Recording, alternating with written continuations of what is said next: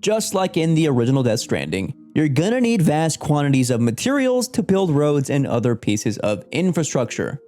However, in Death Stranding 2, these materials are often even more important with even bigger pieces of infrastructure to restore.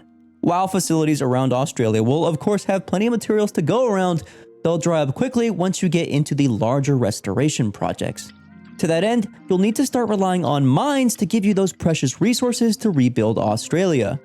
However, getting these mines into the network and then moving those materials is a major undertaking. Without further ado, here's how to use mines in Death Stranding 2.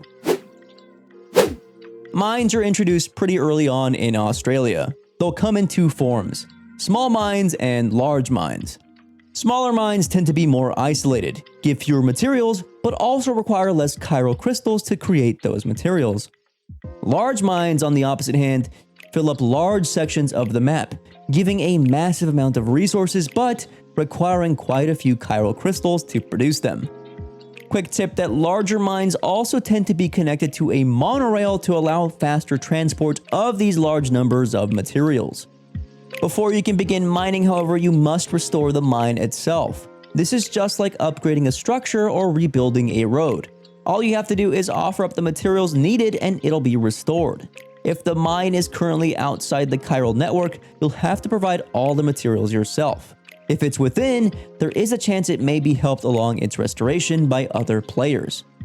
Once a facility has been restored, you must offer it up chiral crystals to mine the materials in question. This process is instantaneous, giving you all the materials at once. You cannot give partial amount to get less materials either, however. It's all or nothing. Every mine is different in Death Stranding 2, with each offering a unique resource from those available in the game. These include metals, ceramics, special alloys, chemicals, and resins. Note that you cannot change what a mine produces. So if you want a guaranteed source of certain materials, you must find said mine that produces it first. Once you've mined the materials, you'll want to transport them somewhere. How you do this is very dependent on where you actually are. For larger mines, there's gonna be a monorail nearby. This will give you the ability to have the materials transported to your private locker at any other station along the track.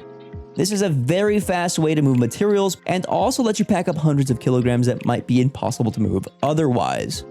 Quick tip that monorails can also transport vehicles and regular cargo as well if you have a delivery to make along the way.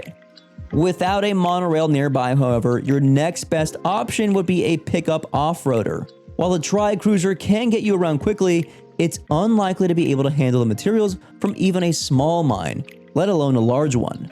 The pickup off-roader has a massive amount of cargo space in comparison and even keeps them safe from timefall during those longer journeys. And did you know, just like with any structure made with a PCC, you can also upgrade mines.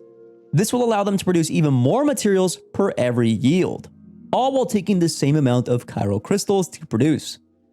Quick tip that if you're running low on chiral crystals, defeating BTs or looking for tar pits are the best bet for collecting large amounts of chiral crystals in a quick fashion. And that's our guide for how to use mines in Death Stranding 2. And if you help restore the mine by Hartman's lab, I'm sending you some likes.